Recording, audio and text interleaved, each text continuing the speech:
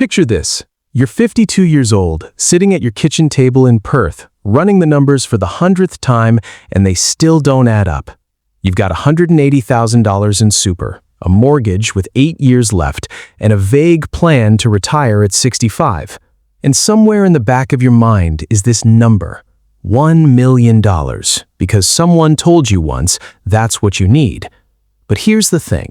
Nobody ever told you where that number actually came from.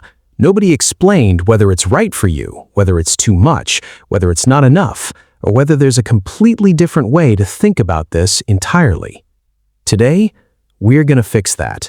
By the end of this video, you're going to know exactly how much you need to retire in Australia based on your actual lifestyle, not some generic figure someone pulled out of thin air. Let's start with the number the government uses.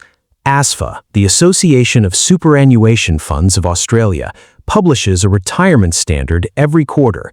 It's the closest thing Australia has to an official answer on this question. And in 2026, here's what it says.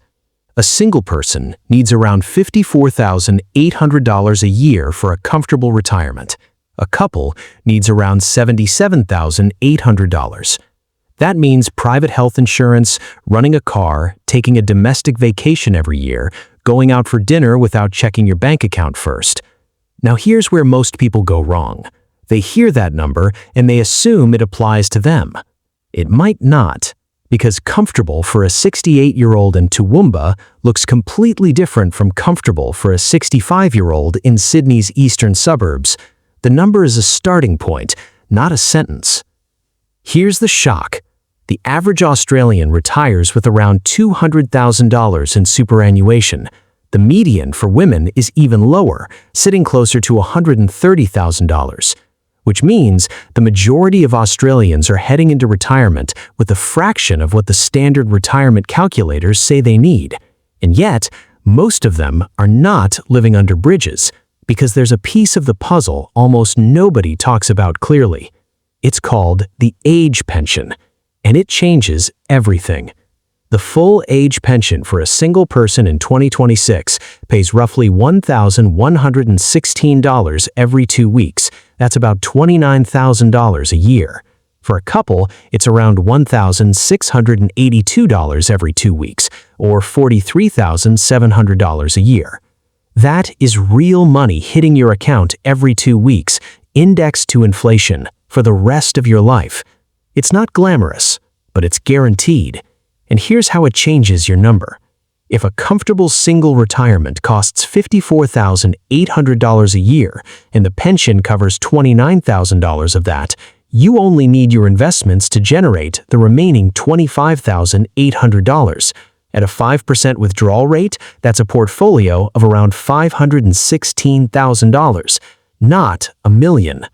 That's the number nobody tells you, and it cuts your target nearly in half. Now let's run the actual math across 3 lifestyle levels, because your retirement number depends entirely on how you want to live. The modest retirement. ASFA puts this at around $35,400 a year for a single person. You're covering the basics: a modest home, a car, groceries, utilities, the occasional dinner out. Nothing extravagant.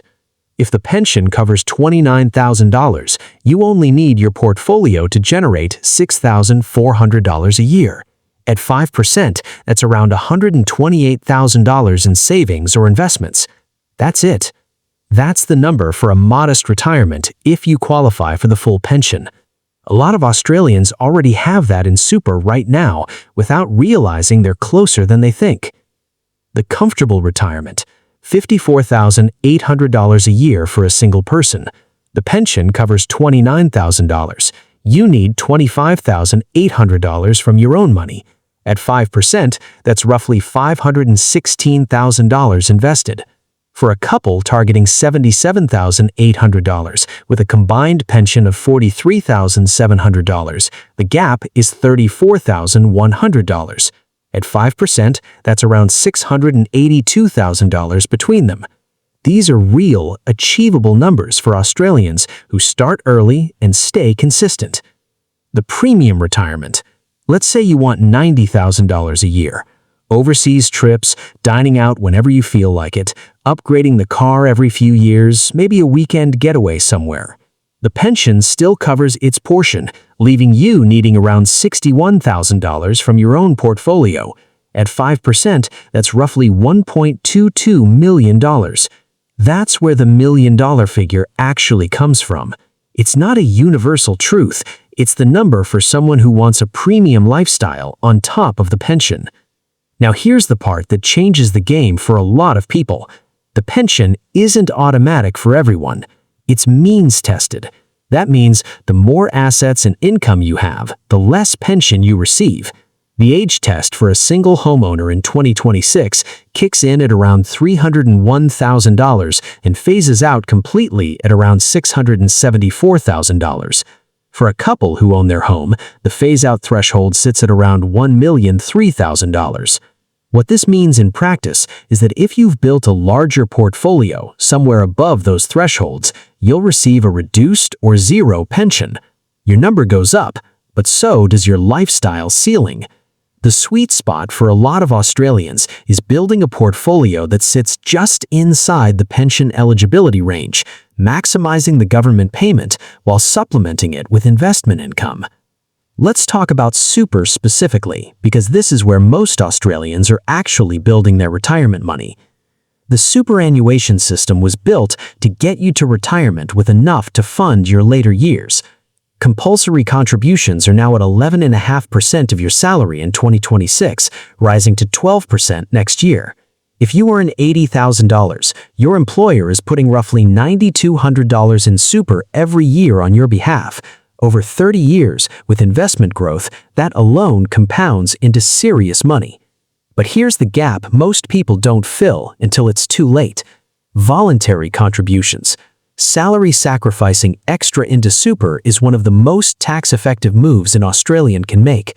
Every dollar you salary sacrifice goes in at 15% tax instead of your marginal rate, which could be 32.5%, 37%, or 45%. That difference is free money you're leaving on the table if you're not using it. The other lever almost nobody talks about until it's too late is the timing of retirement itself. Retiring at 60 versus 67 isn't just a 7-year gap in savings, it's a 7-year gap in compounding.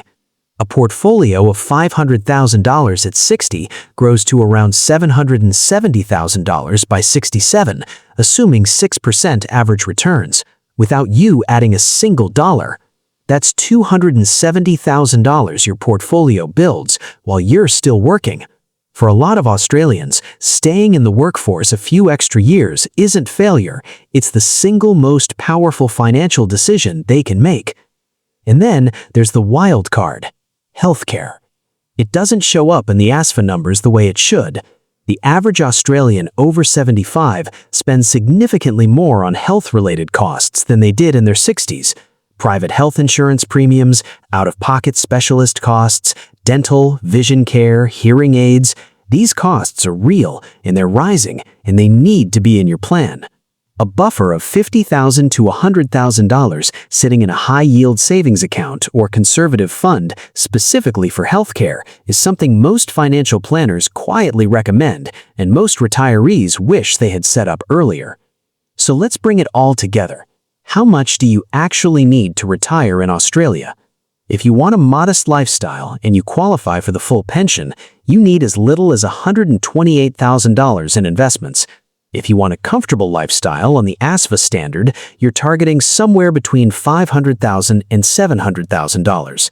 If you want a premium retirement with real freedom and flexibility, you're building toward $1.2 million or more. And if you're planning to retire early, before the pension kicks in at 67, add 2 to 3 years of full living expenses on top of whatever number you land on, because you're funding that gap entirely yourself. The number isn't one size fits all. It never was. It depends on when you retire, where you live, how you want to spend your days, and what the pension contributes to your income. The Australians who get this right aren't the ones who chased a magic number. They're the ones who actually sat down, built a real plan, and understood exactly what they were building toward. If this video helped you see your retirement number more clearly, hit the like button. It helps more Australians find this content. Subscribe if you haven't already, and turn on notifications so you don't miss the next one. I'll see you there.